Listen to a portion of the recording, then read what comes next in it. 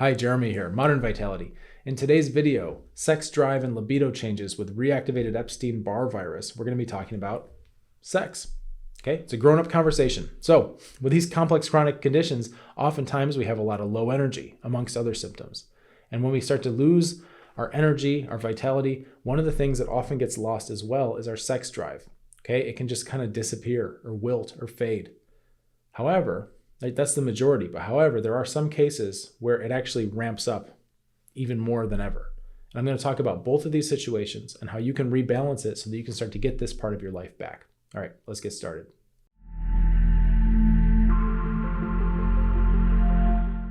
Complex chronic inflammatory conditions are definitely on the rise, and they take so much from us. Okay, we call it the shrinking world in the Modern Vitality Solutions and Support Group, right? It's a shrinking world, and it's all those things that you have to give up because of illness, meaning you have to start saying no to things you like to do, right?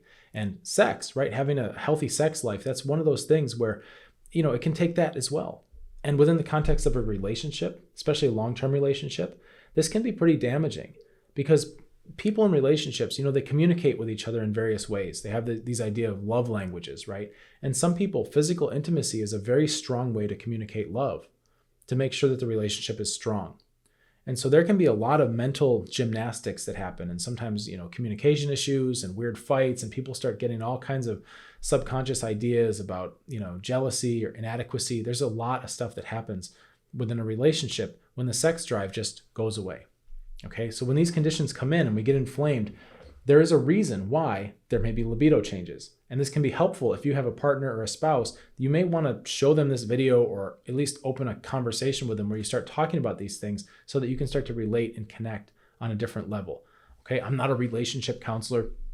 I'm not a psychotherapist. I'm not giving you like advice officially in that way. I'm giving you a friendly suggestion based on my experience of walking people through this process over the past decade plus and seeing the impacts that these things have on their life, that you may want to open up this conversation with your spouse or partner, right? I'm also not your doctor. I'm not giving you medical advice, okay? I'm opening your mind, and we're going to be looking at whole systems and how to start to look at your whole body so you can start to get different symptoms to start to change, because these symptoms are signs, right? They're clues from your body.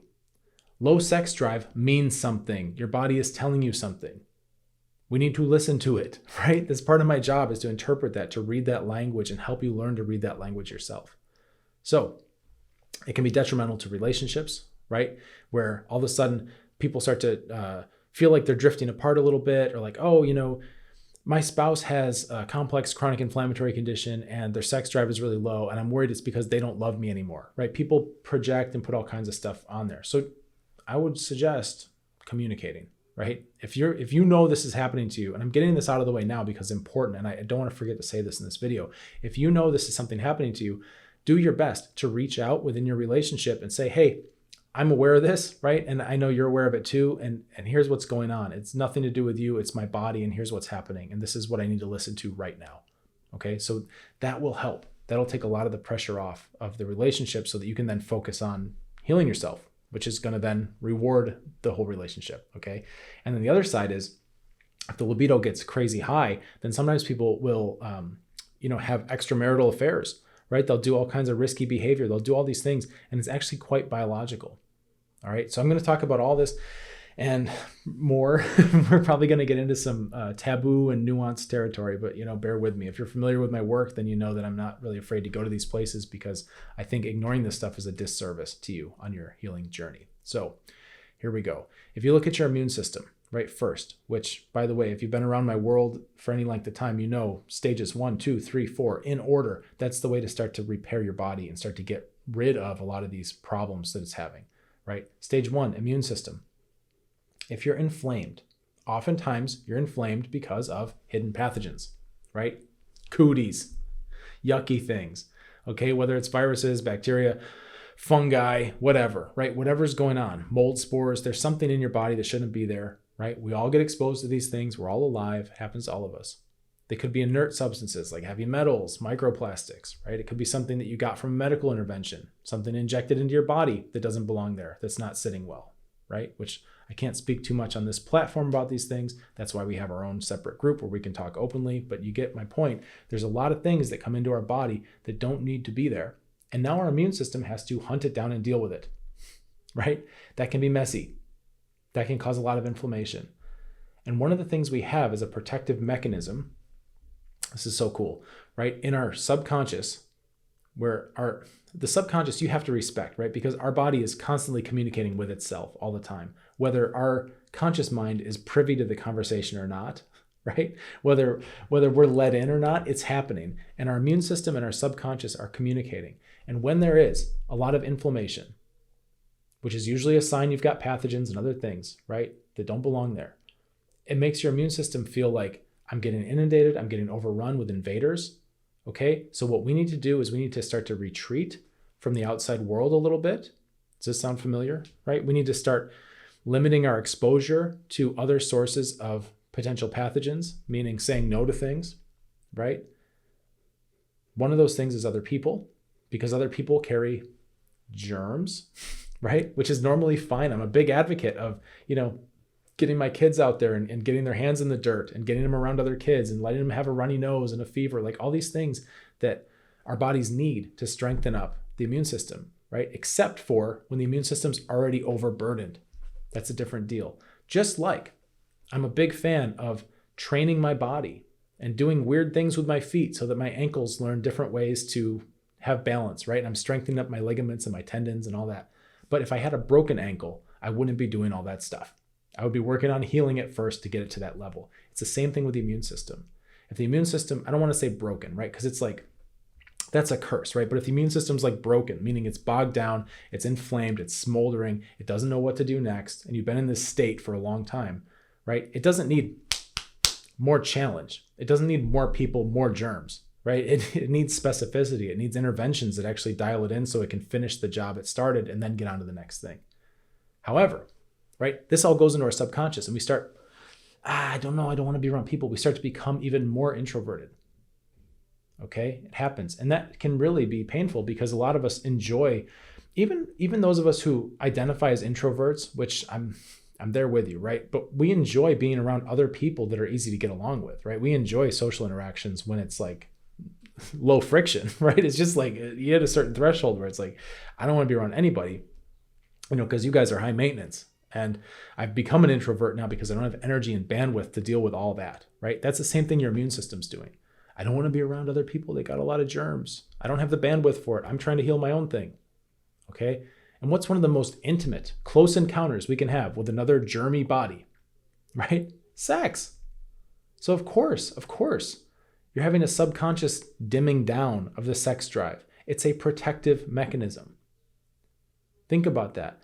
This thing, right, that may be for a lot of people causing problems in their marriage or problems in their self-talk of where's my sex drive? Where'd it go? This is something I used to identify with and now it's not here. Or I wonder what my partner's thinking. Are they feeling abandoned? Are they going to cheat on me because I'm not meeting their needs? Like all this spiraling conversation comes from not understanding that the low sex drive is a protective mechanism that your body is creating to keep you away from more germs while you heal. I'm going to let that sink in. All right. Now, this is great because it's a short-term solution.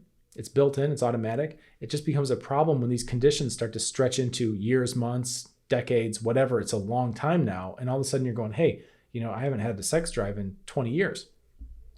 My partner and I are barely intimate anymore. Right now it's become a problem.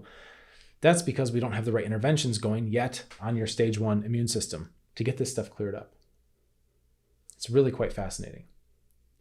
The other thing that I'm going to say about this is that sometimes the sex drive can go really, really high. All right. And what's going on there is that it's a source of energy, right? When we get these complex chronic health conditions, our energy level can start to bottom out. And what oftentimes happens is we have a certain hierarchy of where we're going to spend energy on. And actually our body is arranged.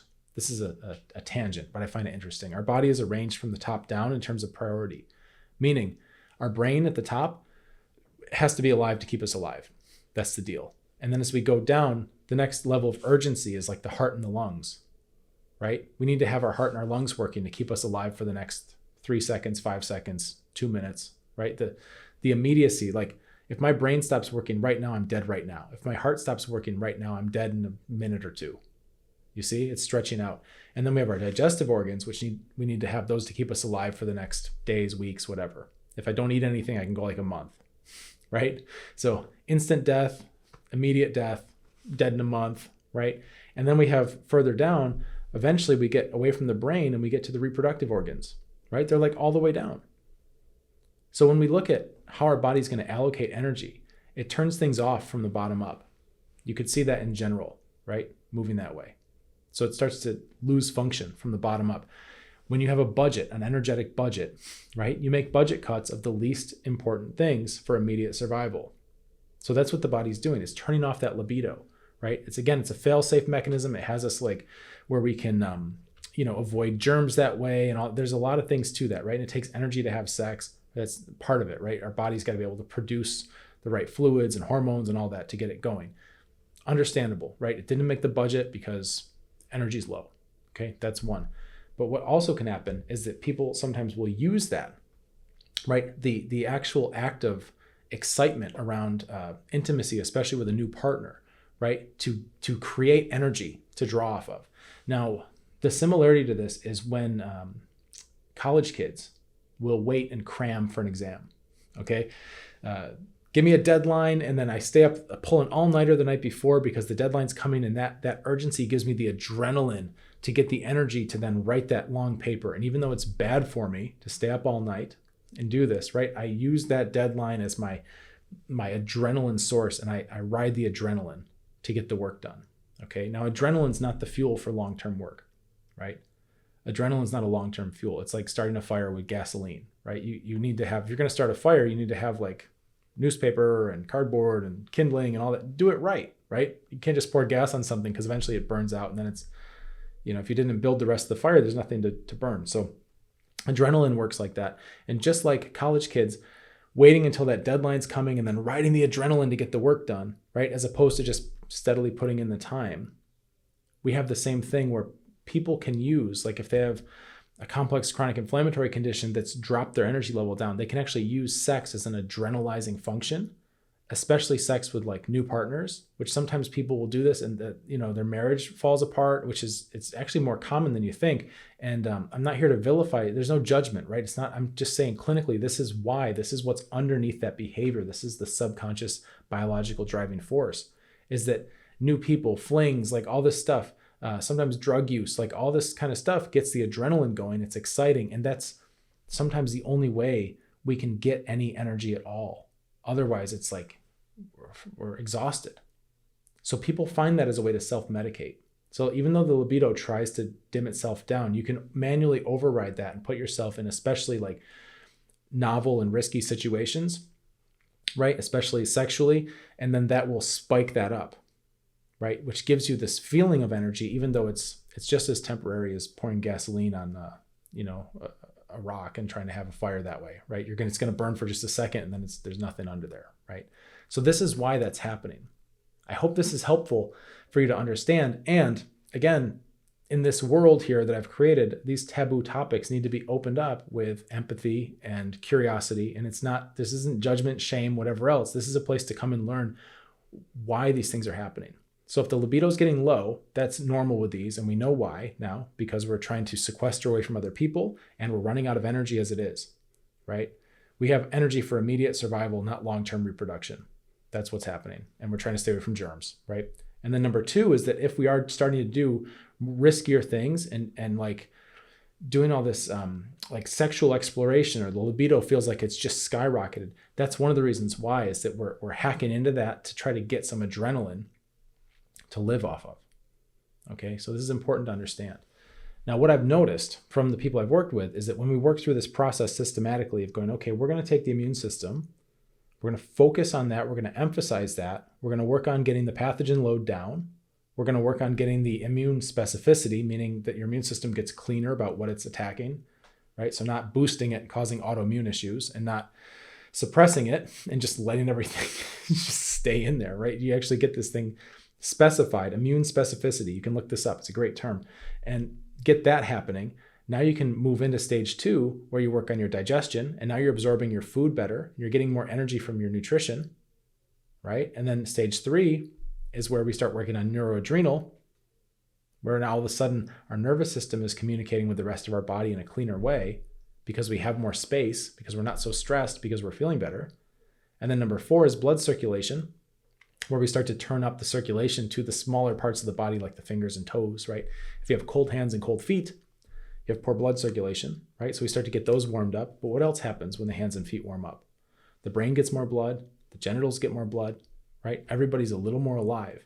And these are the reports back I get, like from members in our group and in our program, and they start saying things which they're shy about at first admitting, but because I've created a culture where we're looking at this and we realize how important it is to have a healthy sexual life if we want, that people come back and they start sharing their wins about how they've regained intimacy with their partner, how they're having orgasms again, how they have a certain interest again. You know, they've been married for like 40 years and all of a sudden they're flirting in the kitchen where they haven't been, feeling frisky like that, right? These are great. It lights me up. Okay. Healing isn't just about, lab tests and all this dry biomarkers and stuff like that. Healing is about getting your life back in all of its facets. So being able to travel and, be there for your family and your friends and being able to go do things and DIY projects and all that. And also having sex, right? It's another sign that things are coming along and you're healing. It's very, very important. So if you're struggling with complex chronic health conditions, please know you don't have to do it alone. We've got a great group. It's off big tech. It's a private chat group and we keep it pretty cozy. There's like 100 to 200 people max in there. I like to know who's in there and be able to help people and answer your specific questions.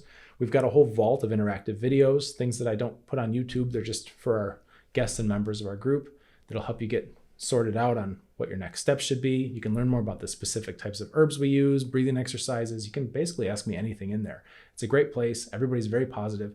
And even if you are relatively introverted, I think you'll like it in there. You're in good company. We've got a lot of introverts and, there's no pressure, to be in the spotlight. You can come and learn and ask questions and share your wins as you go. It's a free group to join. The link is in the description. And like I said, it does fill up. I'll do my best. If I see your application and you look like a good fit, I'll do my best to get you in within our next monthly cohort. So hopefully it's not more than a month, maybe 2 months of wait to get in, but I'll do my best with that.